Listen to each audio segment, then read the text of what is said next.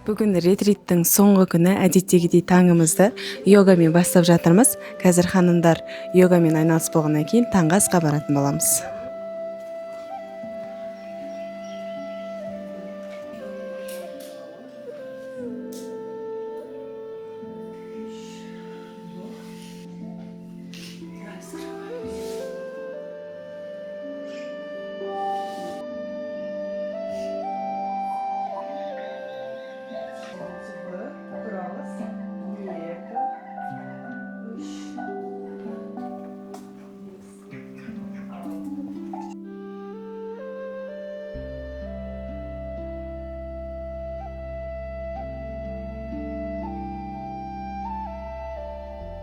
Дәл қазір біз 4-ші тапсырманың жауабын ханымдардан сұрайтын боламыз. Олай болса, сіздердің топтарыңыз қандай еді? Асыл топты қарсы алайық, ортаға келіңіздер. Өзіңізді сипаттайтын табиғаттың бір затын айта беріңіз. Мен өзімді табиғаттағы тауға теңеймін, себебі тау сияқты бір қалыптымын, сабырлымын және қандай қиындық болса да берік болып тұра аламын. Тау қанша дауыл соқса да орыннан қозғалмайды және өз өмірімдегі ұстанымды сақтауға тырысамын. Өзіңіз жаздыңыз ба? Иә. Күшті. Шапалақ. Қайырлы таң барлықтарыңызға. Мен өзімді мөлдір бұлаққа теңеймін. Өзімнің шексіз махаббатыммен, мейіріммен, жылылығыммен отбасымның ішкі әлеміне нәрлендіріп өсудемін. Күшті. Қайырлы таң ханымдар. Мен өзімді ағашқа ұқсатамын. Себебі мен өте төзімдімін. Қиындыққа қарамай тұра аламын және де уақыт өте күшейемін. Тамырым тереңге жайылған. Тамырым тереңге жайыла береді. Мен немере шөберені күтіп отырмын. Немерені 10 немерем бар, Аллаға шүкір. Машалла. Күшті. Келесі ханымға берейік. Қайырлы күн баршаңызға. Мен өзімді желге теңеймін. Жел еркінмін және де айтайын дегенім ойым әр кезде ауысып тұрады. Сол себептен өзімді жерге теңеймін. Күшті. Барыңызге қайырлы күн. Мен өзімді шыршаға теңедім. Шырша ағашы сияқты қысы жазы бір қалыпта, барлық жерде өспейтін, таудың етегінде өсетін ерекше ойымды енді жеткізгім келгені, жалпы соған сондай болмасақ та соған ұмтылсам деймін. Bir қалыптылыққа, тұрақтылыққа жетсек деймін. Күшті. Енді біздің команданың түйіні, мысалы мен таумын, етегімдегі бұлақ. Одан нәрі алып өсіп тұрған ағаш пен шырша. Оны бітіп, несіп тұрған, ауа беріп тұрған міне жел. Не деген Түйіні. концепциясы бар екен. Сендер тез түсініп кетулерің керек соны. Сана кілті тобы. Сізден бастайық? Жазып, енді не істеп жатыр? Кімнен бастайық? Тоже әкеліңіз көрсетейміз. Бұл сана кілті 4-ші топ. Бір-біріміз тыңдайық. Мен өзімді мына шыршадан түскен шишкаға теңеймін. Бірінші көргенде бір түрлі көрінеді, я? Бір түрлі адамға жақпайды сияқты. Бұл қарапайым көрінгенмен ішінде өте тереңдігі бар да. Бұл суыққа да, желге де, ыстыққа да шыдап тұрған, шыңдаған. Өзім сияқты сынақтың барлығынан енді өтіп кеттім деп айта алмаймын, Алланың өзі көрсетеді алдында не тұрған, бірақ көп нәрседен көрген. Мына төбе жағы мақсатқа келе жатқан, астыңғы жағы уже сүрген өмірімізді ашылған тереңдігін, иә. Бұл да мен сияқты сыртынан қарағанда қатты болып көрінеді, бірақ іші мейірімділікке толы. Бұны көрген кезде бірден біз жаңа жылды есімізге түседі, балалық шағымыз есімізге түседі, иә, шынын көрген кезде. И тола идея бұда тұрған. Себебі өзім төрттік болғаннан кейін менде де идея көп. Бұдан қолдан келетін андай жасайды бір қолөнерлер жасайды ғой, сондайларға көп идеясы көп. Сондықтан өзімде осы иә емдік қасиеті бар. Әне сырты қатты, өзім 8 осындай қатты мужской характері бар. Бір іші жұмсақ. Рахмет, осы ұқсатам. келесі адамға Мен өзімді осы гүлге теңеймін. Өйткені сырты нәзік, сұлу көрінгенімен ішінде үлкен процесс жүріп жатыр. Бұған күтім керек, жылу, ауа, жарық деген секілді. Ал ол осы алып жатқан білімдерім деп білемін. Әуелі алла, Айнұр ұстазының беріп жатқан білімдері мені ары қарай тамырымды тереңге жайып, нық тұрғызып өсіреді. Және бұл тікені бар. Мен өзімнің ішімдегі ол паразиттер дер едім. Содан құтылып жатырмын десем болады. Сол процесстемін. Сырты нәзік, бірақ іштей мықты. күшті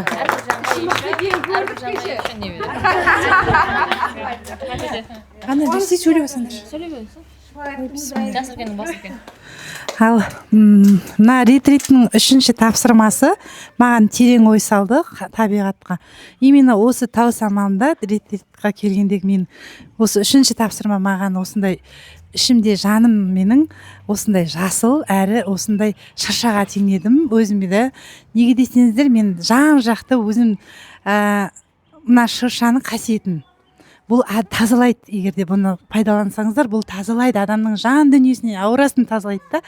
Бұл сондай өзімді, сондай ішкі дүниемдегі соны істеніп жүрген адаммын. Осы шыршаға өзім теңедім, жан жақты қайда жүрсем де тек жанымды жақсылыққа тазарып, жақсылыққа алып жүріп, айналама мынандай энергияны тазалайтын құралды да пайдаланып, өзімнің жан дүниеммен мынандай жақсы затпен келген жерім керемет, жүрген жерім береке деп тазалаумен өзіме ниет қылып жүрген адаммын. Осыған теңедім. күшті теңеу күшті түсіндірдіңіз. Саламатсыздар ма? Мынау менің кішкентай уақытымда өсетін гүл. Жабық тұрады да бұл ше, бірақ ашылғанда әдемі нежный гүл болады. И гүл екенін түсінеді. Вот сол. Өзінің ішінде. Мықты, молодец. ашылған кезде иә У меня маленький камень, я большой еще не взяла, потому что сама еще маленькая для всех тут, младше всех почти. И я себя сравниваю с этим маленьким камнем, потому что хоть и он маленький, но в нем есть стержень, и то, что он может пройти любые там испытания, то, что дождь, жарко и всякое такое. Вот. И он еще, хоть и маленький, но такой необычно красивый.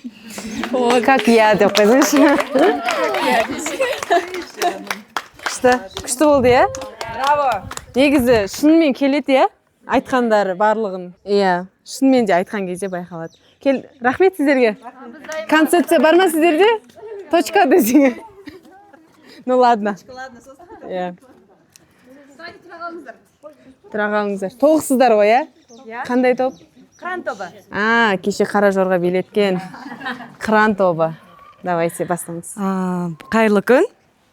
Мен өзіме келетін болсам, өзімді таңғы салқынға теңеймін. Таңғы салқын. Ол сергектік сыйлайды. Жүрген ортамда мен сергектік сыйлаймын, бір жаңа энергия сыйлаймын. Бірақ дайын емес адамға, өзінің лайықты киімін киіп шықпаған адамға мен салқын, менен жаурауы мүмкін, бір ыңғайсыздық туы мүмкін. Негізінде бірақ мен адамға сергектік сыйлаймын. Күшті. Шынымен. Қайырлы күн бәріңізге. Мен бүгін гүл алып келдім.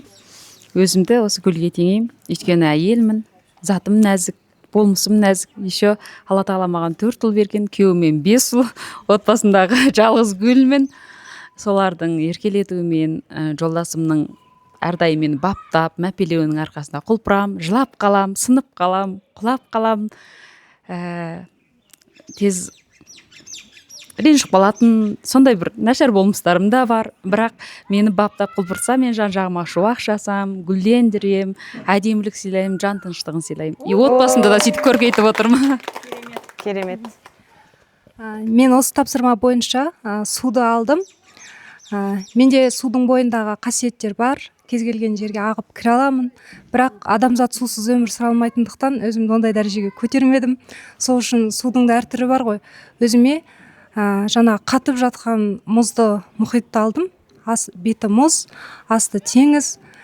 Үстімде адамдарды айдында сырғанатып ойната аламын. Астымда үңілсе, ол жерде мүлдем бөлек әлем. Ол жақта басқа өмір бар. Жануарлар. Жануарлар бар. Жануарлар. Иә. Сонымен қатар екі жақты да өмір сүре аламын. Үстім мұз, астым жылылық, ағып жатқан тереңдік. Күшті. Қалдарыңыз қалай? Мен өзімді тауды жақсы көрем. Мен азанда тұрған кезде сол тауға қарайтын едім. Тау секілді қорған болғым келген. Отбасыма болса да, бауырларыма болса да. Және де таудың асқақтығын көрем. Оның тәкаппарлығы да бар мен өзімде бойымда. Соны байқаймын. Сол үшін де тау мен жарыма жақын. Тауға шыққан кезде өзім қатты мынандай еркіндікті, өте бір жаным қалайды, бір ұшам тауға шықсам кәдімгідей қанат біткендей болады. Сол үшін тау жаныма жақын. Рахмет сіздерге.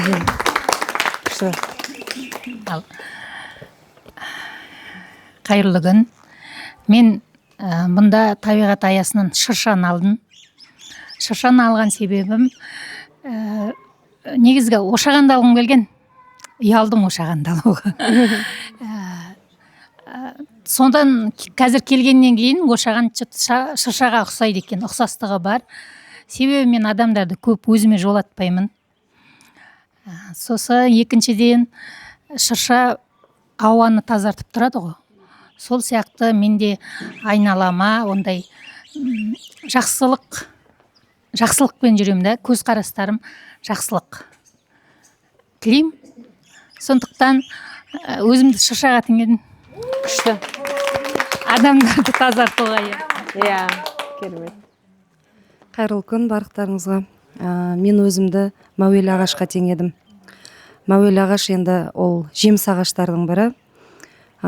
Керек кезінде жемісімді бере аламын, саямды бере аламын. Керек кезде діңгек болып тұра аламын. Сол себепті өзімді мәуелі ағашқа теңедім. Керемет. Рахмет сіздерге. Келесі бізде соңғы топ қалды, иә? Екінші топ, жүріңіздер. Шөжелер тобы. Карал тобы. Всегда активный бұл кісілер. Амансыздар ма? Бүгінгі тапсырмада мен өзімді топырақ таңдадым. Өйткені топырақ сияқты, енді топырақ бұл құнарлы, бұған қандай дәнек егілсе де, не егілсе де, ол оны қабылдап өсіреді. Сол сияқты мен де адамдарды осы құнарлы топырақ сияқты алдыма келген адамға мейіріммен, махаббатпен осы өсіріп бойындағы жақсы қасиеттермен адамдарды өсіріп бойындағы жақсы қасиеттерін шығарғым келеді. Топырақ сияқты мен ұмай-ана дейді ғой, ел анасы болғым келеді. Мен балалармен жұмыс істеймін. Халқымның болашағы үшін, балалардың болашағы үшін еңбек етіп жатқан жанмын. Сондықтан және топырақ бұл адамдардың күнәсін де кешіреді, жаман жақсы деп бөлмейді. Тек қана жақсылығын береді. Сондықтан ойлаймын, осы топырақтай сабырлы, топырақтай кішіпейіл, топырақ сияқты адамдардан төмен болып, әрқашан өзімнің жақсылығымды ғана адамдарға сыйлайтын жан болғым келеді. Қайырлы күн. Бүгінгі тапсырма бойынша мен өзімді гүлге теңедім. Гүлдің ішінде де гүлдің королевский лилиясына теңедім. Бұл жерде жоқ екен, алып келейін десем. Бірінші жолдасыма рахмет айтқым келеді осы моментті пайдаланып. Өйткені менің гүл болып қалыптасып, өзімнен хош иісті бөлуіме сол бірден бір өзімнің бағбанына байланысты дейді, гүлдің жайқалуы бағбанына байланысты. Менің бағбаным өмірде Алла қосқан жолдасым. Сол кісіге рахмет, бірінші Аллаға, екінші сол кісіге рахмет. Осындай жерге жіберіп, сенім артып, маған күш қуат беріп, маған өзінің қолдауын көрсетіп жатқан азаматыма рахмет. Королевский лилия неге? Өйткені королевский лилияда қарасаңыздар, ол кісіде сыртында қарап тұрсаңыздар, асқақтық бар, бірақ ол нәзік. Өзінің нәзіктігімен, жұпар иісімен жан-жағына жақсы керемет сыйлай алады, көңіл күйді сыйлай алады. Төзімділігіне, ол гүлде төзімділік бар. Ол қатты суыққа да көнеді, жылға да көнеді. ол менің өзімнің ішімде де бар деймін. Енді өмір болғаннан кейін барлық өмірдің кезеңдері бар ғой, содан сүрінсең де орнынан тұрып кетіп жүріп кеткен сол менің өзімнің төзімділігім арқасы деп ойлаймын. Сондықтан бүгінгі таңдаған өзімнің табиғаттан бір көрінісім ол королевский лилия. Ал қайырлы күн баршаңызға. Міне бүгінде біздің ретритіміздің аяқталу кезеңіне келіп қалдық. Баршаларыңызға былай айтсам бауыр басып қалдық десек те болады. Ал енді бүгінгі менің таңдаған табиғаттағы ерекше баламы ол шынар ағаш. Шынар ағаш жалпы тамыры өте кеңге жайылған, 2000 жылдан астам уақытқа дейін өмір сүре алатын, өте берік, тұрақтылықты білдіретін, тіректі мықты ағаш. Мен өзімді соған баладым. Құдай қаласа сондай берік, мықты болам деген ниеттемін. Қайырлы таң қанымдар. Менің бүгінгі таңдаған, мен өзімді теңейтін тау доланасы. Неге мен тау доланасын таңдадым? Мен өзімді соған теңеймін, себебі бұл тау доланасында бұл ежелден келе жатқан бұл ағашта тікен өте көп болады. Біз сондықтан жақындай бермейді екенбіз. Бұл тікеніне бата алмаймыз да. Ал бірақ бұның жан ішінде, жемісінде өте адамға, жүрекке және адамның санасына дейміз, психология дейміз, сосы өте жүрекке бірінші пайдасы өте көп екен. Сол себепте мен өзімді жаңағы не қылатын едім. Бұл ағаш ең бірінші көктемде гүлдейтін ағаштардың бірі осы долана екен. Содан бұны жаңару деп айтады екен. Себебі ал асықпайды екен, көктемде май айында гүлдейді, жемісі күзде бірақ піседі екен. Сол себепте мен асықпай, сол жететін жетістіктеріме асықпай жетемін деп теңедім. Рахмет. Саламатсыздар ма? Бүгін ретриттің соңғы күні екен. Сіздермен танысқаныма қуаныштымын. Баршаңыздың ниеттеріңіз қабыл болсын. Мен бүгінгі соңғы тапсырма екен. Сон тауды алдым, өзім тауға теңестірдім. Тау сабырлы, үнсіз, бірақ ішінде не деген күш бар. Бәріміз сол күш үшін осы ретритке тауға кеп тұрмыз. Осы жерге таудың несі нәрін беретін күшті шөптері бар, ағаштары бар. Соның жемістері бар. Соны бере алатын тауға теңестірдім өзімді. Сол. Мен өзімді бірінші шыршаны таңдадым. Шыршаны таңдаған кезде мәңгі жасыл болып тұратыны ұнады негізінде. Кейін жаңа GPT-дан ашып қарасам, шырша не мағына береді, не үшін оны таңдаған. Менде шыршаның қасиеті шынымен маған өзіме ұқсайды екен. Мәңгі жасыл, жақсылықтың нышаны екен, және гүлдердің ішіндегі ең король, жаңағы сырға кез келген сырды сақтай алатындай, ішінде шындықты айта алатындай, және барлық табиғатқа, гүлге жаңағы өзінің барлық минералдарын дейді ғой, минералдарын беретіндей, сондай адамға өте пайдасы да көп, табиғатқа да пайдасы көп шөптердің, жаңа гүлдердің бірі екен. Керемет. Күшті. Қолдау қайда деп қойды. Оп, сөйтіп қойсаңыз. Чип-чип деп шықсын өзіңе. Рахмет. Контрольный. Чип-чип жоқ болды дейсің. До конца ма кешегідей? Иә. Күшті. Рахмет баршаларыңызға. Мен сөйлеп атым десең. Күшті негізі барлықтарыңыз күшті сипаттадыңыздар өздеріңізді. Негізгі бұл ойынның мақсаты да сол ғой. Адам негізінде өзінің іштей жақсы жағында, жаман жағында білет, сыртқа көрсетпесе де біліп тұрады. Өзінің қателескенін, біреуге ауыр сөйлеп қойғанын барлығын біліп тұрады. Ал бұл ойынның мақсаты сол қасиеттеріңізді шығара отыра сіздер қаншалықты мықты, қаншалықты қиын жолдардан өткендеріңізді бір еске алып, мықты әрі нәзік екендеріңізді еске салғымыз келді. Баршаңызға рахмет. Ал енді бұл тапсырманы керемет орындағандарыңыз үшін барлық топқа бірдей кілтті берейік. Сіздердікі, иә. Ал қазір енді тез канаткіге барып, фотосессия жасап, сосын тапсырмаларын бердіңіз ба, қағаз? Тапсырма бар. Келесі тапсырма ғой.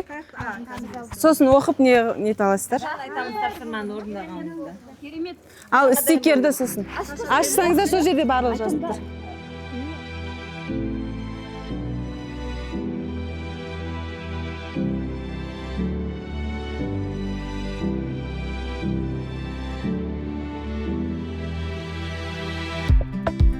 Басыма бақыт құсы келіп қонса да, іздедім неге оны сонау алыстан.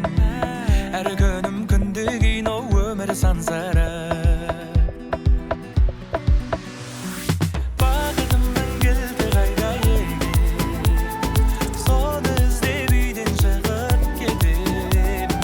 Анда-мында күнде сандалғаным бос әуремеген.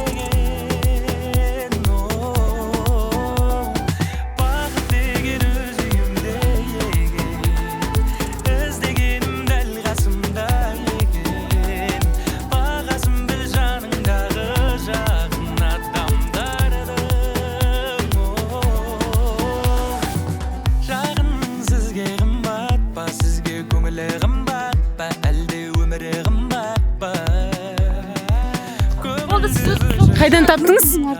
Қайсы? Бір жерде. Бірінші таптыңыз. Қай топ? Төртінші топ. Аты? Сана кілті. Сана кілті ма? Өзім жүргізе беретін сияқтымын, жота. Жансаяхан, асыл кілт бак. Тауып қойды асыл кілт. Қазір біз канатымен таудың басына шықтық. Осы жерде біз коробка жасырып қойдық. Командалар іздеп жатыр. Бізде қай команда? Табылды бізде, көт бізде.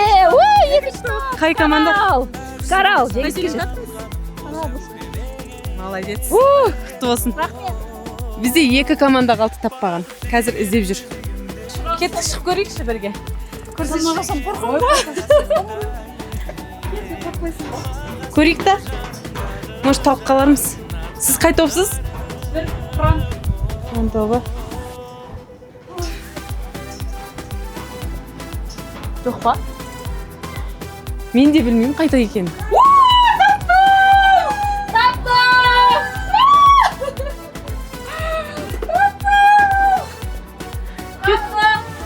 Қай топ екен айтшы.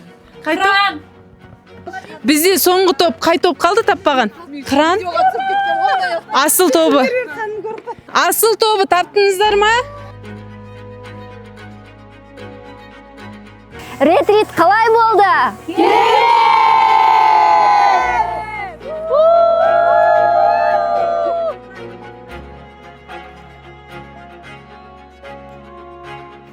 Бүгін тауға барып, ат души еңбектеніп, арқын алып келгендеріңіз үшін қаржыларыңызға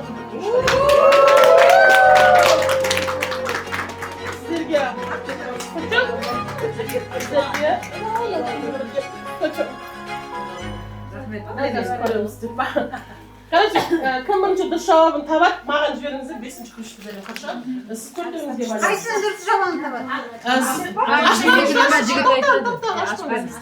Иә, қазір ашыласыздар ғой, сосын жаңа өз адамдарыңызға барасыздар ғой, иә, дұрыс деп қолыңызға кілт береді ғой, сол адам бірінші маған келсе ананы даталыске беріп жібереді. Так, 4-5 кілттеріңіз. Біз кімге барамыз?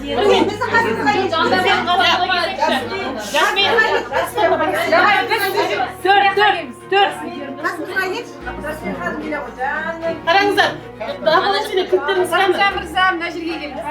Жоқ, 3 күн бойы жинаған кілттер. Ашыңыздар. Ашыңыздар дейді. Он емес. Үшке жинаған. Кілтіміз бар. Все. Ол супер. Ал бастаймыз ба? Давай. ашпай тұрыңыз. Оққа жоқсыз. Оққа жоқсыз. Үлгерген жоқсыз. 3, 2, 1 кеттік. Ашсыздар, ашпаңыздар контактты.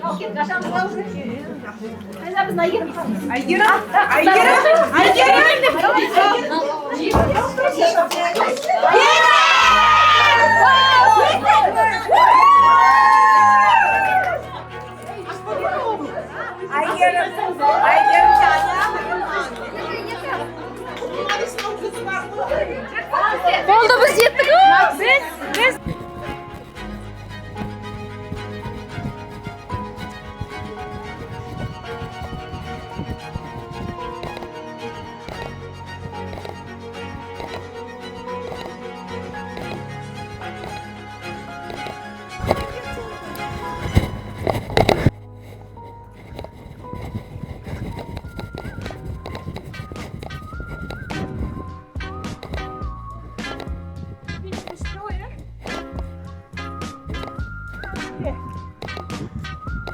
Посында ма? Давай, Дана. Давай,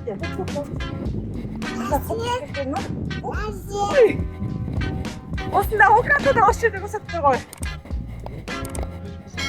Подсказка жоқ па вообще? Картанда қалып кеттім еще. Наша фемистане. Ой, наварда келіп тұр осы жерде онда.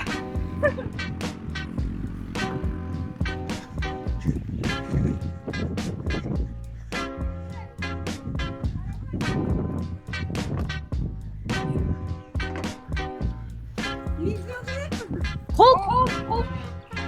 Замок.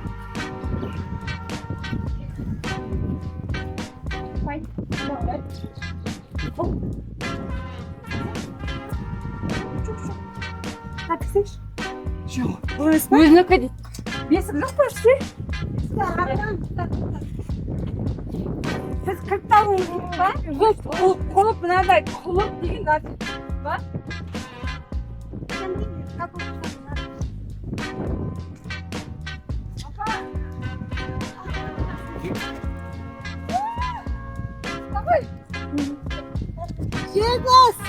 Екіншісімен көрсеңізші. Жоқ, тоқта, мен мынаның бәрін өзімдегімен ашқым керек қой. Қазір тоқта асықпаңдар мен.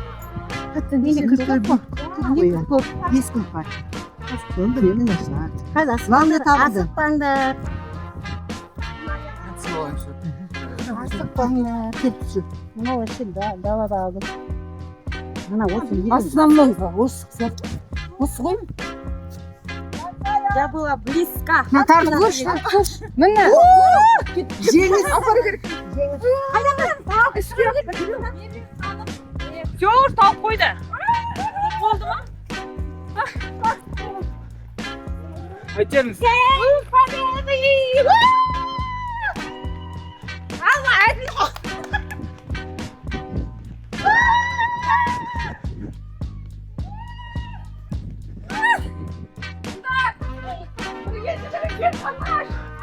Жүгір!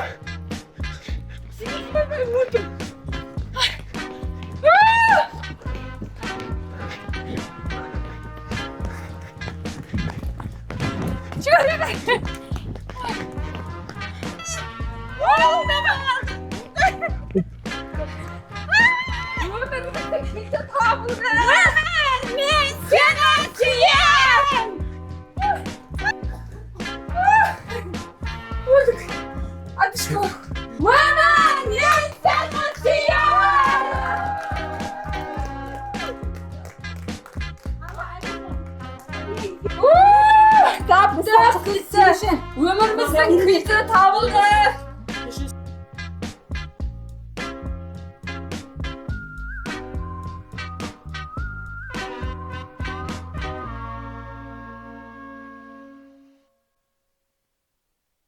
Осыны киіп алыңыздар. Соңғы тапсырма болады. Мына лентаны қолдарыңызға ұстайсыздар да былай. Ханымдарды күтіп аласыздар. Соңғы тапсырма осы лентаны көздеріңізге байлап кіріңіздер дейсіздер. Сосын кірген кезде біз барлығымыз тортпен, салютпен, күшті музыкамен күтіп аламыз. Қан киіп көріңіздер. Вайы-ба, күшті жарасып тұр. Сосын қолмесін. Қалай сізге? Сосын мына жаққа біз, мына жақты бір көрсетіп жіберейік. оформление жасап қойдық, дайындап, мынандай суреттерін шығарып, күшті естелік болып қалсын деп соңғы күндері. Қазір торт келеді, мына жаққа свечалар қоямыз. Сосын күшті настроениемен бүгін ретритімізді аяқтаймыз. Жеңімпаздарды анықтайтын боламыз. Міне свечаларды. Романтичный вечер болады десе. Осыларды столға қойып шығамыз. Осыны қоясыздар ғой, а? Осылай қойып шығамыз. Тұрмай тұр.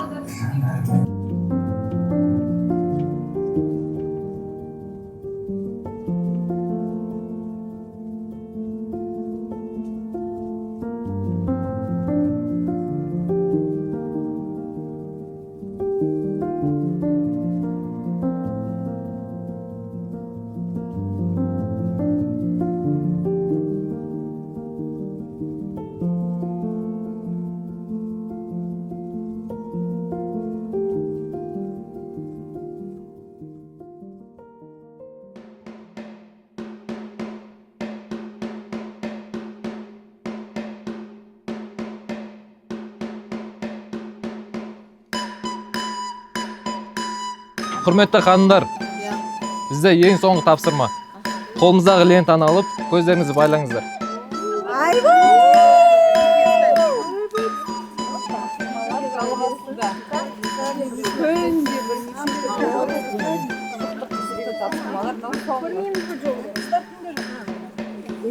Үстіктені біз уже көрмей бәрін істеуіміз керек. Байлаған қандар байладым. Байладым.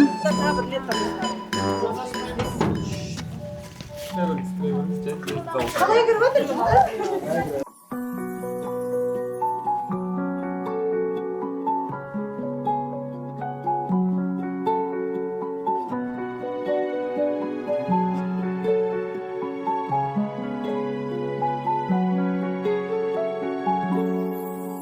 Жанармен жүрек толық мұңденді, қоштасу үшін жолыққым келді. Сүйесің бесен, сүймейсің бәлде, қоштаспас бұрын сұныққым келді.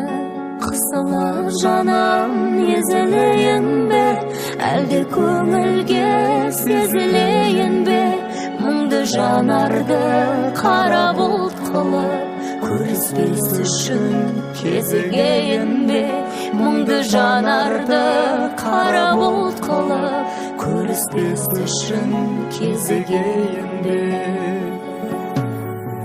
Көктемгі күнде нұр шашайықшы, көңілден мынау мұңда шайықшы. Бақытты болып қалғымыз келсе, қоштаспайықшы, сырласайықшы. Қысылып жаным езілейін бе, әлде көңілге сезілейін бе, мұңды жанарды қара бұлт қылып, көріспес үшін кезігейін бе, мұңды жанарды қара бұлт қылып, көріспес үшін кезігейін бе.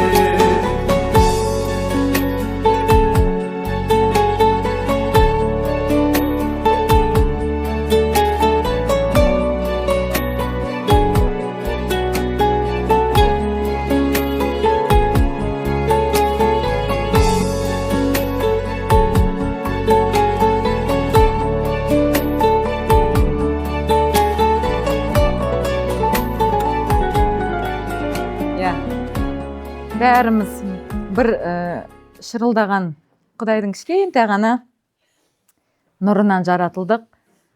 Құдай не дейді? Өзіме құсатып, өзімнің махаббатымнан сіздерді жараттым дейді. Енді сіздердің міндеттеріңіз бір-бірлеріңізге сол махаббатпен бөлісу. Кезінде әжелерімізде көптеген халыққа махаббат беріп өмірден өтті. Біз жай ғана қонақпыз, әрдайым айтам. Бар болғаны азғантай ғана мынау патшалыққа өмірге келдік. Сол өмірде енді бір-бірімізді сыйлап, құрметтеп, бір-бірімізге қуаныш сыйлап, көңіл сыйлап кетсек, одан артық не бақыт керек. Міне біздің қолымыздан келгенше командада қызмет етті. Мереке ханымға да, Сәуле ханым, Ләззат ханым, барлықтарыңызға рахмет. Отбасыларыңызға үлкен Алла тағала бүгіннен бастап бақ қондырсын. Нағыз бақыттың не екенін енді көрсетсін деймін сіздерге. Алла сол күнді жеткізсін. Рахмет. Енді былай жасар. Жаным. Олай емес. Иә.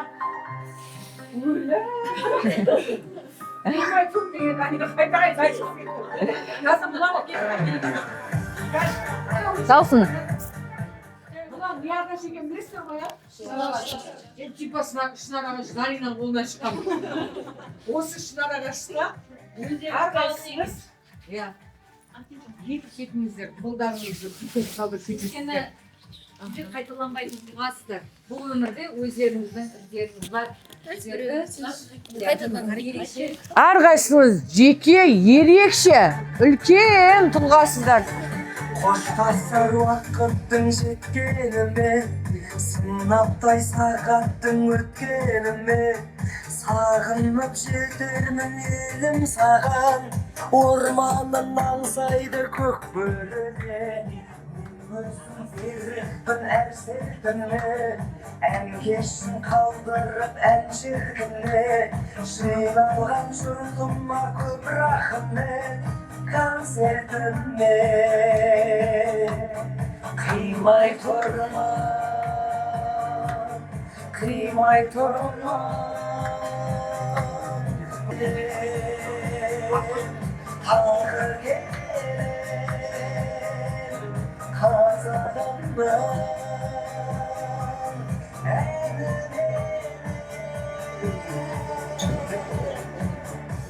ризамын қартыма жастарыма, ашықтық тілеймін аспанына, жаратқан бергенше таулай талап, бармақтай бақ берсін бастарына, қоштасқым келмейді махаббат. Ғана, әйелді қоясы әйел.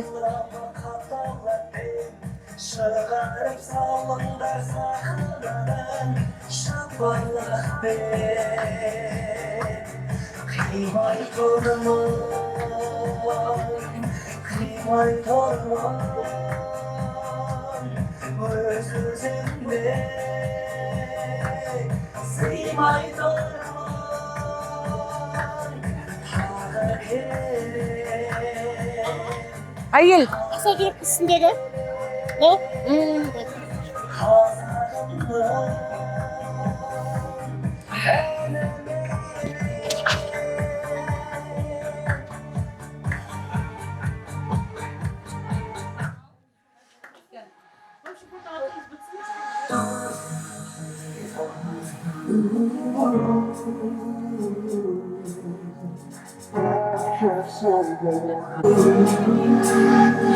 Senin solu ayıldı, yen vakıfı ayıldı, vakıfsına layıktı, sen anasın gelindi. Senin solu ayıldı, yen vakıfı ayıldı, vakıfsına layıktı, sen anasın gelindi. Özümde sen olaysın, şunu başımı karasam, şansın olayım seni. Senin sonu ayırdı, sen bakıştı. Olacaksın gibi, yüzüme taşıp atar, birinci uzun boyla, aklımı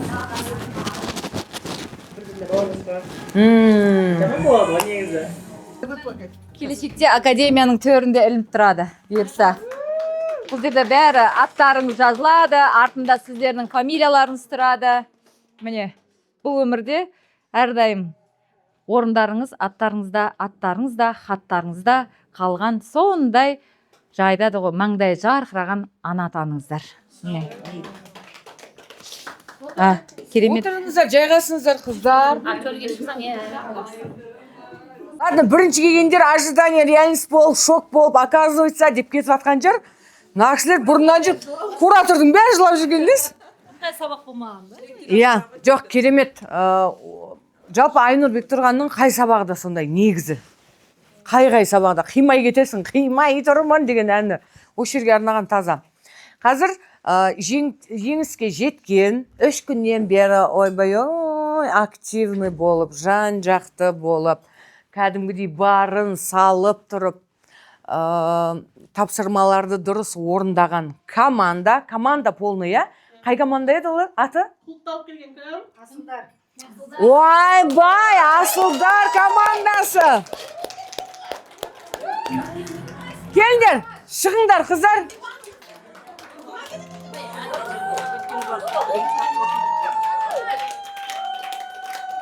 Қыздар. Музыка!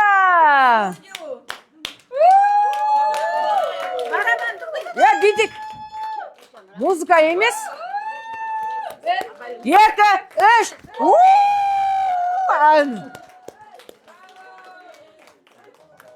3. Рахмет.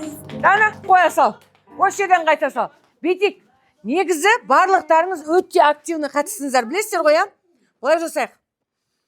Бұл кісілер не үшін бірінші орын алды? Себебі кілтті, құлыпты бірінші тапты. Сен 1000 жерден мықты әрекет ет, бірақ ең соңғы тапсырманы дұрыс орындамасаң, бәрі провал болады. Көрдіңіздер ғой, бірінші барып құлыпты таба алмаған адамдар бар екен. Ал соңынан барып құлыпты бірінші тапқан адамдар дәл осы Асылдар командасы!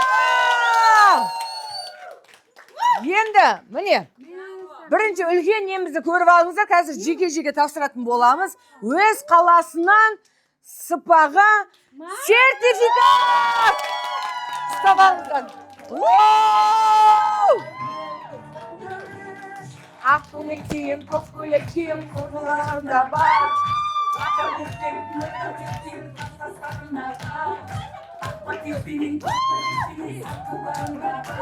Міне! Барлығы би болса болды. Инста, инди. Аны. Міне қыздар.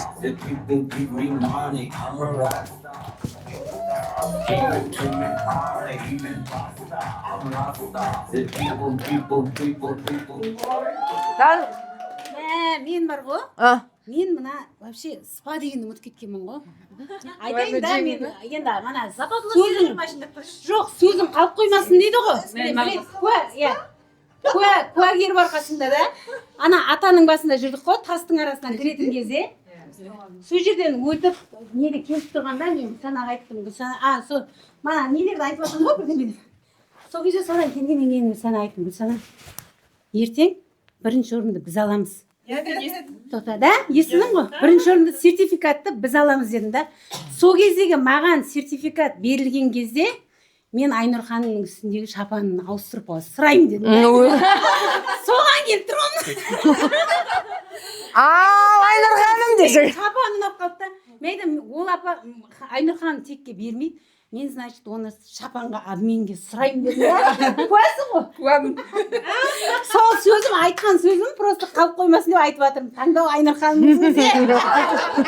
Шапан мен спа ұқсасты ма? Бартер деп тұр ғой. Жоқ. Просто үлгере алмай жатыр қыздар кездесуге. Келешекте ондай болады дүниелер.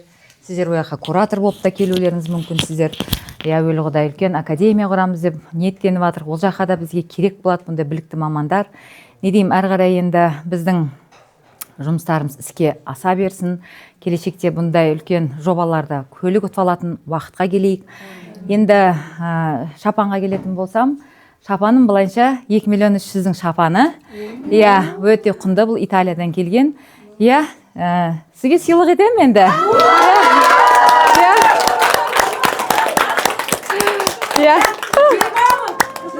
Сабақта айтылған мән мағына салып жіберген не пример живой. Сол шапанмен енді өзіңіздің өніміңізді сол шапанды киіп әлемдік деңгейге шығыңыз. Сол шапанмен суретке түскен.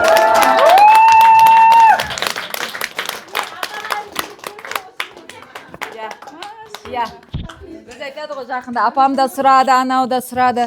Өзі бұл байланған дүниеңді жіберетін дүние ғой. Сол үшін сізге ол шапан бақыт болып барсын деймін. сен жатқан жұлдызды. Ешкім қарсы емес қой, а? Келгеннен бастап, жүргеннен бастап өте активный, ерекше, кейде ойын десең ойынға шығып жатыр, бүй десең бүйге шығып жатыр, жалпы жүгір десең жүгіріп жатыр, кілт десең оны тауып жатыр, ойшым. Енді өте жан-жақты. Оның үстіне білесіздер ғой, батыстың қыздары анау-мынау болмайды, енді арқалы болады. Өзі, енді шынымен де атасы өзі айтпақшы, атасы айттырып тұрған шығар. Сол Айнұр ханым да сол атасынан қорққаннан беріп жатқан шығар. Қой, атасын ренжітпейік деп. Негізі барлықтарыңызда сондай нәрсе бар ғой, алғыңыз келіп тұрады. Енді анда біз өзі ырымшыл халықпыз ғой. Как будто біз Айнұр ханымнан алсақ бәріміз сондай болып кетеміз дейтін сияқты. Ол невозможно, да? Сіздер көпсіздер, Айнұр ханым жалғыз. Әрқайсысы келіп 2 миллион 300-дің шапанын алып кетсе ойлаңдар. Өзі санаулы ғана киім десең. Сондықтан бұйырған екен, бұйырған кетпейді, жүгірген жетпейді дейді. Шынымен Айнұр ханым сөз аузында бір емес, бұл кісіден алдын 1000 адам сұраған. Ешқайсына бұйырмай жүрген, уақыты келеді деп жүрген, міне уақыты келген екен. Сондықтан қарлығасы құтыл. Я, эксклюзив. Бұл Айнұр ханымнан басқа ешкімде жоқ, ойлаңыздар, сол шапан. Единственный. Шапала құрып қойыңыздар. Енді азғантай, бесеуіңізден азғантай, 5-10 секундтан, ұзақ керек емес. Біліп тұрын, жүректер сайрап тұр. Ана көп нәрсе айтқыңыз кеп тұр. Бірақ жүрекпен рахмет айтыңыздар да, ал мына тілекпен барынша осы ретриттің құндылығын және рахметтеріңіз болса қыз жігіттерге тез асықпай бірінші сіз бастап беріңіз, жылап жерейін деп тұр ғой тағы да. Ал құрметті ханымдар, Айнұр ханым, ең бір сіздің алдыңызда басын бием. Сізге содан кейін сіздің артыңызда шындап та қандай команда тұр екен. Кеше кергелі көріп жүрмін қыздар. Жүгіріп жүр, біреу отырып тамақ ішкен жоқ. Солардың бірінші сіздің, одан кейін сіздің командаңыз, Мереке ханым сіздің еңбектеріңіз, сіздерге 1000 алғыс.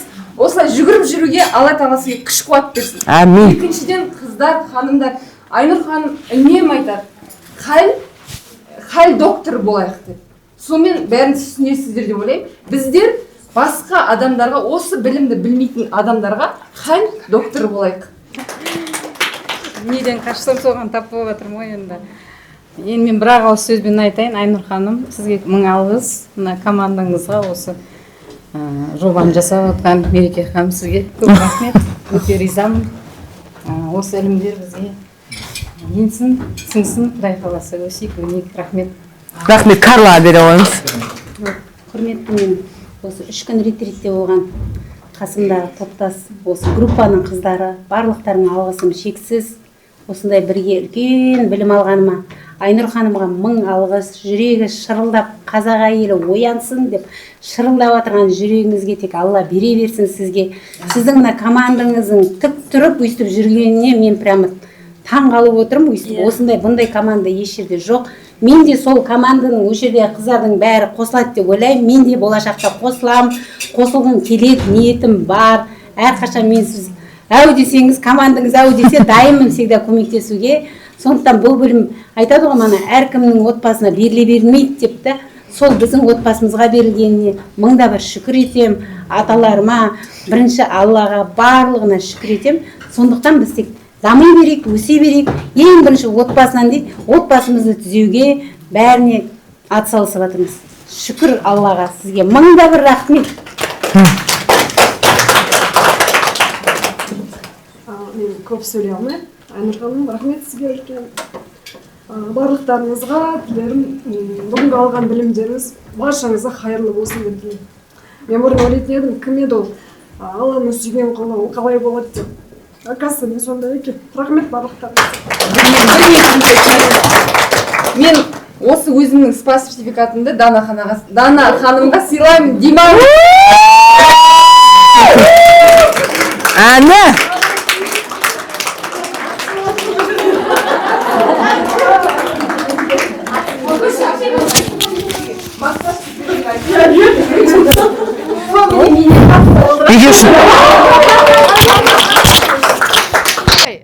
Қайтатын күні ғана дастархан толып тұру керек. Банкет болу керек. Бірақ ана 3 күндік сабақта бар ғой. Завтрак, обед, ужин болу керек, бірақ тойдырмау керек. Адам тойған кезінде алған білімі миға қонбай қалады негізі ше. Біз дейтін кешке бүйтіп мына жақтан шығып кеткенше жеп ұйықтап жатыр ғой. қалай болып жатыр сіздерде? Азанда тұрғанда шашлыкке кіріп жатқан жоқсыздар ма? Негізі, келесі келген кезінде оның үстіне ысырап дейтін нәрсе де бар да. Мен ойлаймын, осы жол жүректер жарылып қайтып жатыр деп, бүкіл қатысушылар дастарханға да риза болып, барлығына, келесі жол таза 10 есе емес, 100 есе білім алуға келейік бұйырса. Қыздар, енді бүйтейік, давайте. Жеп кетесіздер ма, или бір ауыз сөзден сөйлетіп шығу керек негізі. Бүгін ретриттің соңғы күні Тау самалында өткен Айнұр Бектұрғанның 3 күндік Тамсан атты ретриті болды. Енді бұл ретритке тек қана Шымкент қаласынан емес, бүкіл Қазақстанның түкпір-түкпірінен келді. Сол жандардың енді көздерде, жүздерде айтып тұр, дән риза екенін. Бір 10-10 секундтан әрқайсыңыздан бір кішігірім отзыв. Ал кеттік. Ұстазымыз осы білімдермен ғасырлар жасасын. Әмин. Тәніміз демалып, жанымыз емделіп шықты. Санамыз өсті. Ой, рахмет, көрдіңіздер ма, байқап атқан шығарсыздар. Барынша ерекше сөйлеуге тырысып жатыр. Бұл ненің белгісі? Бұл ретритте жаңа сөздер үйренді деген сөз. Бұрында трансформация это называется. Сондықтан рахмет. Террариум. Ал біз бүгін осы 2-3 күн болды, осы Тау самалына, үлкен шаһарға келіп жатырмыз, үлкен демалыс орнына. Келу себебіміз біз өзіміз білімімізді шыңдап, сондай ортада Айнұр Бектұрғанның білімін алуға келдік. Мен айтар едім, осы жерде орта тапқаныма, осы жерде отырған ханымдар бәріңізге танысқаныма қуаныштымын. Әр қарай әрқашан осы білімдеріңіз бойларыңызға сіңіп, бір үлкен ретімен өздеріңіздің келген шаруаларыңыз үйлесіп кетсін, биіктерге көріне беріңіздер. Ал Айнұр ханымға айтарым, рахмет сізге көп осылай бізге білім нәрімен сусындатып, өзіңіздің біліміңізді беріп, жүрек жарды біліміңізді беріп атқаныңызға рахмет айтам. Бәріңізге жолдарыңыз болсын, әрқашан ашық болсын жолдарыңыз. Сізге де рахмет, көңілімізді көтеріп, осылай ұйымдастыруға атсалысып атқаныңызға. Танысқаныма қуаныштымын сізбен. Болды, мен айтқан үшін кешірем көп сөйлегеніңізді. Рахмет, үлкен қыздар. Ал. Так, деп бүйтіп Айнұрды таба алмай қалсаң. Айнұр Бектұрғанды қойып қояқшы, не деген сұлулық, машалла, кеттік. Құрметті ханымдар, қуаныштымын бүгін осындай орта тапқаныма. Барлықтарыңызды алған білімдеріңіз екі дүниеде қайырлы болсын. Айнұр Бектұрғанға ұрпағыңызбен мың жасаңыз дегім келеді. Әмин, әмин жан. Отыра беріңіздер, смело. Отырсақ бір тұрдырады. Мен енді бұл жерге келгенде команданың қандай екенін көрдім. Бірліктің және осы қызмет дегеннің, қызмет көрсетудің қандай екенін түсіндім осы ұжымнан. Енді осы алып жатқан біліміміз ұстазымызды ұялтпайтындай, аталарымызды ұялтпайтындай солардың алдында. Осыған амал жасайтындай халге жетсек екенбіз бәріміз. Осы өмірде шынайы өмір сүруді түсіндім, жалған емес. Негізі осы уақытқа дейін жалғандай өмір сүріп кеппін, шынайы өмір сүруді түсіндім. Өмір деген күрес екенін түсіндім. Күндегі өмір, күндегі күрес екенін түсіндім. Барлықтарыңызға осы береке бірліктен айырмай Алла. Осы ұялмайтындай қызмет етуге жарасақ екен, жарасам екен деп үміт етем. Рахмет сіздерге. Жаным, даусына жүректен шыққан көрініп тұр, Ал кішкентай сұлу ханшайым. Ал құрметті қауым, құрметті жаңа орта, бүгінгі алған жан азықтарыңыз бойларыңызға сіңіп, ұрпақтарыңыздың, тектеріңіздің бойларынан дари берсін дегім келеді. Келген қадамдарыңызға гүл бітсін, қадамдарыңыз әрқашан жақсылыққа толы болсын. Ой, рахмет. Біздің негізі қазақтың қыздары бар ғой. Сұлу ғой, әйелдері, келіншектері, қыздары. Баршаңызға алып жатқан білімдеріңіз қайырлы болсын деймін. Ұрпақтарыңызбен мың жасаңыздар, ұстазымызға мың алғыс. Және тілерім Алланың шексіз байлығында заңдылықтарын бұзбай шалқып өмір сүруді нәсіп етсін деймін. Ой, машалла, бір-бірінің тілегін қайталамайды ғой. Не деген мынау сөздер. Сіз, ұстаз, не үйретіп жергесіз? Кеттік мына жақтан. Сіз, Карла сөйледі.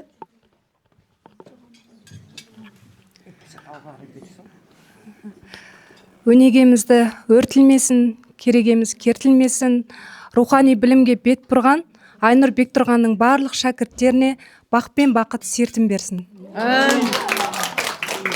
Суырып салып алады бұлар. Суырып салма ағын қып жеріпті ұстазы.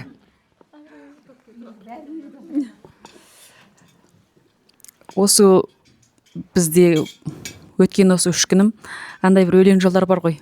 1000 күніме татиды осында өткен 1 күнім деп. Бір сөзбен ғана түйіндегім келіп отыр. Керемет, керемет. Сіз айттыңыз. Айтасыз ба? Келгеніме өкінбеймін осы ретритке. Барлықтарыңызды жақсы көремін. Жаным, міне осындай сөз керек. Сіз сөйлегеніңіз күшті болды. Ретрит туралы.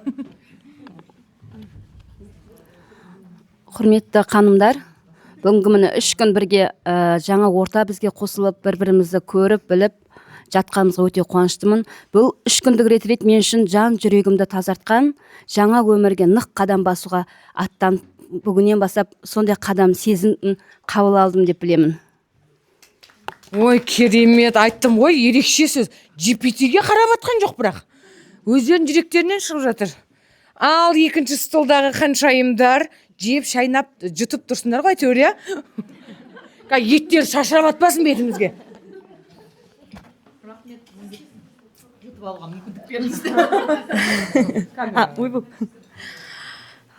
Осы ретрит бүгін аяқталды. Өте керемет сезімдеміз әрқайсымыз. Мен осы командаға келгеніме өте қуаныштымын. Мен куратормын ғой. Сол өзім армандап, өзім жан қалауыммен жұмыс жасайыншы деп, осы халыққа қызмет ете жатқанымызға өте қуаныштымын. Ой, рахмет, жандарым. Осы ретриттен кейін әр қазақта шаңырағы берік, отбасыда саналы салиқалы бала дүниеге келсін тек қана. Соны тілеймін. Әне журналистер ұқсап сөйлейді. Ал осы Шымкентте болып жатқан ретритте әр қыз келіншектеріміздің өздерінің кім екендіктерін түсіндіру үшін, өздерін түсінігі келу үшін Айнұр ханымға 1000 алғыс айтамыз. Мен де осы жерге куратор ретінде келіп отырмын. Арнайы шақыртумен өзіміздің ұстазымызбен мен керек екенімді сезініп бастадым. Жастарға, қыз келіншектер әлемге, осы Қазақстанымызға керек екенімді бүгін сезіп бастадым. Шүкір, Құдайға шүкір. Алғыс айтамын барлық. Бәрінде керексіз. Жандарым. Айтты, айтасыз ба Еле? Жоқ, айтты. Көзкөнтай біздің ретриттегі ең жас, ең сұлу ханшайым.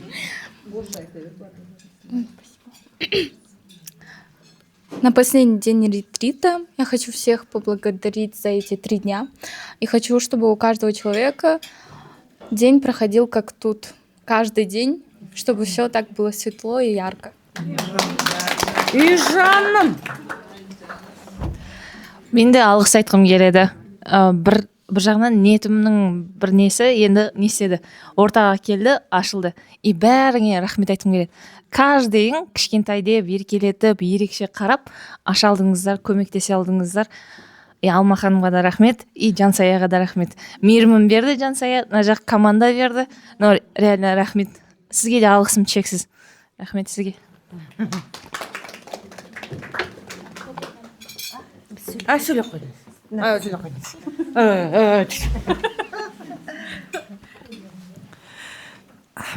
Айнұр ханымға ерекше алғысымды білдіремін. Осы жердегі әрбір ханымдарға, барлықтарыңызға алғысымды білдіремін. Әрбіріңізге 1000 алғыс. Бүгін өзіме көптен ізденіп жүрген нәрселерімді мен осы ретриттен алдым деймін.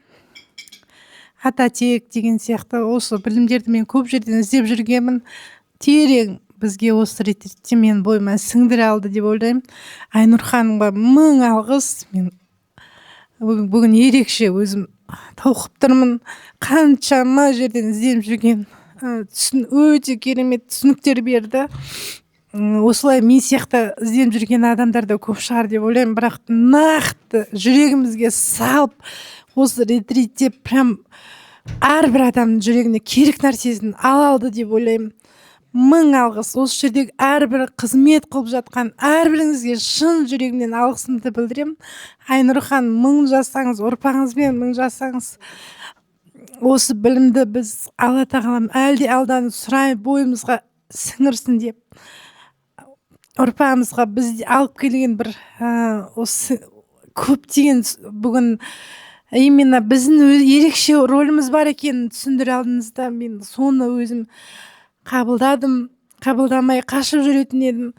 Енді Алла маған ары қарай тағы да сіздің білімдеріңіз маған жол ашатынына өте қатты көзім жетті. Шын жүрегіммен әрбіріңізге мың алғысымды айтамын. Алла санамызды ашып, саналы ұрпақтарымызды өсіріп, Қазақстанымыз көркейсін, өссін, өнсін. Осындай дана аналар әр шаңырақта бола берсін. Осы даналыққа әрекет жасап жатқан осы аналарға, осы әрбір қыз үшін мен өте қуаныштымын. Дәл қасымда жастардың осы жерде болып жатқанына мен шын жүрекпен сіздер үшін қуаныштымын. Аллаға мың рахмет. Осыған лайық қылып осындай жерге, осындай керемет ретритке алып келген Аллаға мыңдап рахмет айтамын. Айнұр ханымға, командасына мың алғыс білдіремін. Жаным, жүрекке жетті айтқан сөздеріңіз. Шынымен үнемі айтылатын, енді менде анау КВН-де де басқада да қыздармен жұмыс жасаймын ғой. Қыз келіншектер, біздің қазақтың қыз келіншектер бар жақсыға лайықты, бар мықтыға лайықты.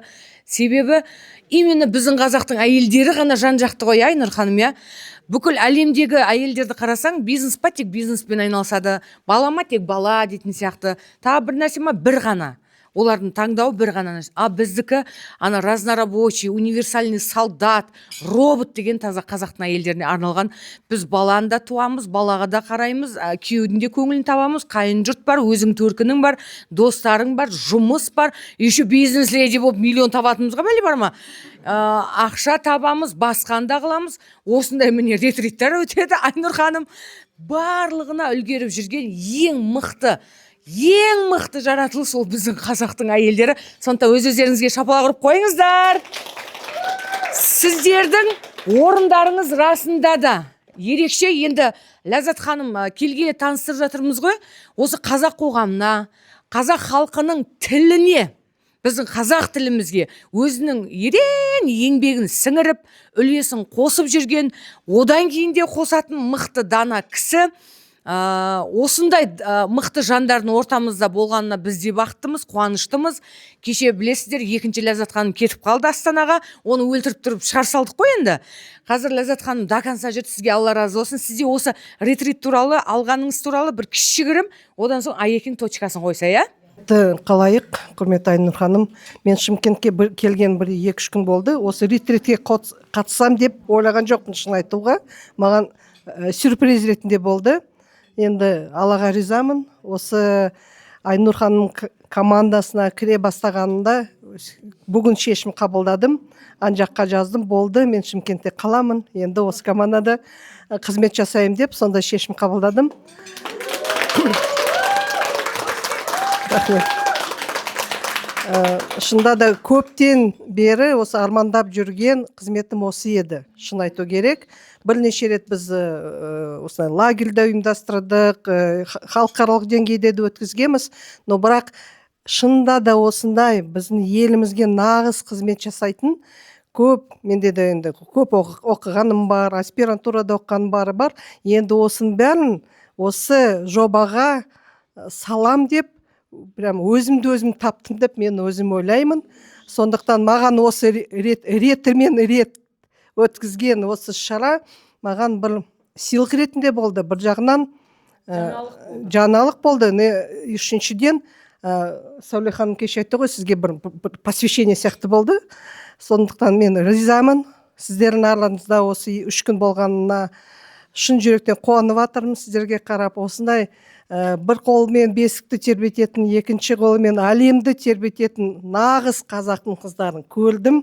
Осындай мереке айтты ғой, келесі шараға әрбір адам 5, 10, 20 келіншек алып келсеңдер, сонда да шын осы білімді алып алатын адамдар көбейе берсін. Тілегім сол, жүрегі ашық, көздері жанып тұрған қыздарымыз көп болсын.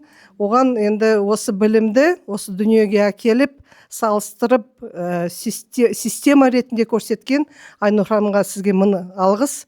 Енді ол миссияңыз сізді, сіз оны миссия ретінде қабылдайсыз. Әрбір адам осы миссияны осы өмірде тапсын, соны тілеймін. Бірге болайық, бар болайық, аман болайық, бай болайық. Әумин, жаным, айтқаныңыз келсін. Демек, келесі ретритте жаңалық болады, қыздар. Ләззат ханымның да білімі қосылатын болады. Потолок. Келесіден қалуға болмайды, значит. Не дейсіз? Жеткізеді. Садақаға дейді да, артылғанын емес, соңғы тиыныңа дейін бер дейді да. Сол кезінде Алла соны миллион еселеп береді. Мына шын жүректен шыққан садақа бар ғой. А біз бүйтеміз ғой, мынау артық тұр екен, бір 100 теңге, или 1000 теңге, или 10.000 теңге дейтін жақсы, артық тұр, осыны берейін. Мына жақта миллион теңге тұр да, бірақ ше, қанша мына жүрегіңнен шығарып бере аласың, соны соншама есе саған қайтарам деген Алла. Сондықтан ниетіңізге рахмет, жаным. Сол берген 10 билетіңіз сізге 10 миллиардтап қайтсын, Құдай алласа. Жаңа айтады ғой, бір сабағымызда айттық, ризықтың 6 түрі бар деп. Соның бір түрі, ең мықты түрі, бұл өмірге үлкен білімге деген сапарға бағыт қойған адамға білім сыйлаған адамның ризығы қабыл болады дейді. Міне, сол сіздердің алдарыңызға келіп тұрады ғой, мен білім алайын деп едім, өмірлік білім алайын деп едім деген кісілердің, ол кісілерге жасаған жақсылықтарыңыз сіздердің ұрпақтарыңызбен үлкен еселеніп қайтады. Сол үшін сізге көп рахмет. Сіз бір адамға білім берсеңіз, сіз 1000 ұрпаққа білім таратқаныңызбен бірдей. Өйткені сол рахмет көп. Өйткені сол отбасында қанша ұрпақ білім өмірге келеді. Бір әйел білім алса, ол бағана өтіп атсыздар, үлкен тек, әулет. Ол текке бір әйел, бұл білімді отбасында бір-ақ адам алады. 2-3 қыз келгенмен де біреуіне ғана сіңеді, бір қыз сол отбасын өзгертеді. Міне, сондай ерекше білім біздің бүгін айтып жатырмын ғой, аталарды аунап түскен шығар. Осы шырылдап, осы білімдер үшін өзінің өмірін жанын тігіп кетті. Қолдарынан келгенше алпарысты, бірақ хәлдері келмеді. Өздеріңіз көріп отырсыздар, олардың өмірін оқысаңыздар, жылайсыздар. Олар да біздің жасымызда болған екен, 43-48-ге дейінгі жас. Мына бойынан оянып тұрған жастарында өзінің өмірлерінен қош айтысты. Енді сол кісілердің үні шықты, біз дауысын естідік. Оларға не дейміз? Енді жайлы жатып, өздеріңіздің осы өмірде оқыған, әлемде оқыған Құранның нұрымен нұрландырсын дейміз сол кісілерді. Біз қолымыздан келгенше бұл ілімді әрі қарай жалғастыруға тырысамыз, өйткені біз көпірміз. Білесіздер, қай жерден не үшін көпір екендеріңізді біздің аталарымыз жерді алып қалды, ілімділер бізге осы білімді берді. Енді біз осы білімді алып, әрі қарай ұрпақтарымызды ғалым балалар дүниеге келу үшін екі ортада тұрған білімділеріміз. Сол білімді енді біздің мақсатымыз қалған халыққа насихаттау. Өте көптеген білім бүгін алдыңыздар. Терең бойларыңызға сіңіреді деген ойдамын. Осы тойғандарыңызбен енді аман-есен елдеріңізге жетіңіздер. Міне енді алдымызға торт келді. Осы торт секілді өмірлеріңіз енді әрі қарай тәтті балдай болсын деймін. Қаяғында қалай кеседі? Торт кеспеппін мен. Осы жерден кесейін ба? Бісміллә. Ал, менің қолым 5, Бейбат анамыздың қолы бойларыңызға дари берсін деймін. Не деймін? Менің анам әрдайым өйстіп отыратын еді. Отырып, сөйтіп отырып кесетін еді. Бісміллә. Ал, сеңіздер, кетті ал. Келесі тортымыз, енді осы столдың деңгейіндей болсын. Бұйырса, келесі ретриттарымыз енді тағы да жаңара бастайды. Ләззат ханымда білімдері қосылады, үлкен көптеген өзгерістер болады деген ойдамын. Сіздің қадамыңызға гүл бітсін, нұр бітсін. Сіз де өзіңіздің үлкен идеяларыңызбен келіп, бұл кісі өте көптеген жастарға үлкен проект алып шыққан кісі. Міне біздің ортамызға кішкентай балапан жайдан жай келіп отырған жоқ. Зумер ханым әрі қарай бұл да қыздарды өзінің мына қатарластарын алып жүретін білімді қыз болсын деймін.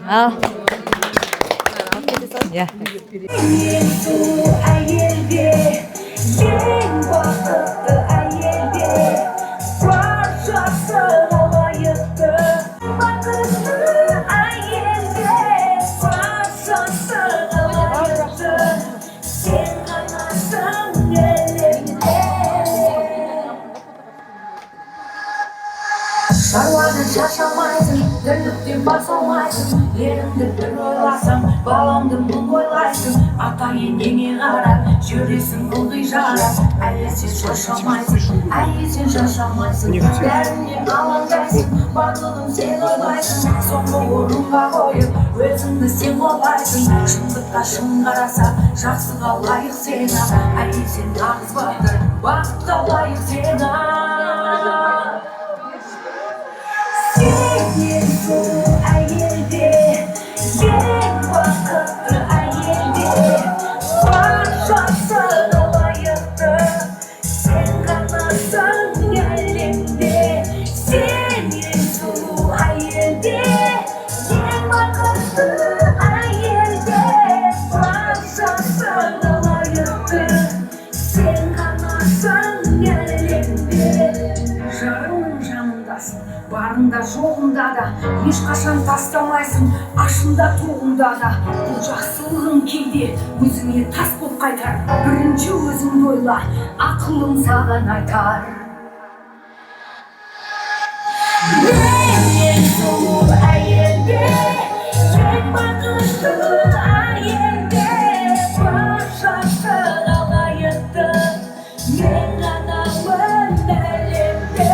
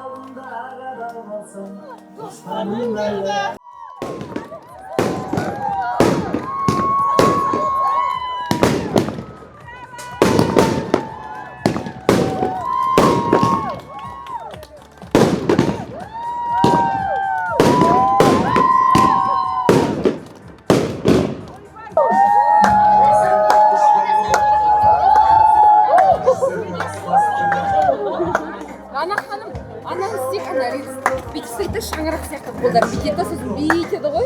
Көтеретін ба? Иә, ортасына шаңырақ қойып ба? Иә, бүйтіп қолдарыңызды білесіз ба? Жау менің болмаса егер, досым барын білмейтін.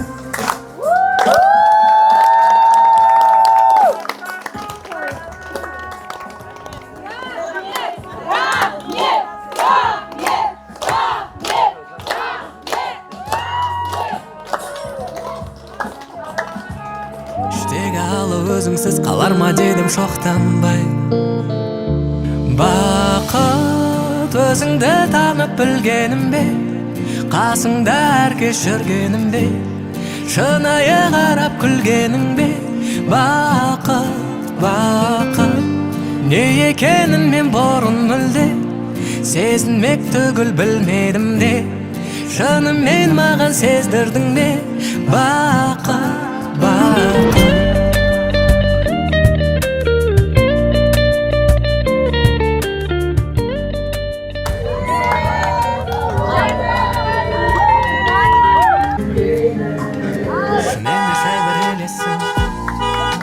Көңілімізде табылмас, сен маған биік белессің, Гагарин тіпті ала алмас.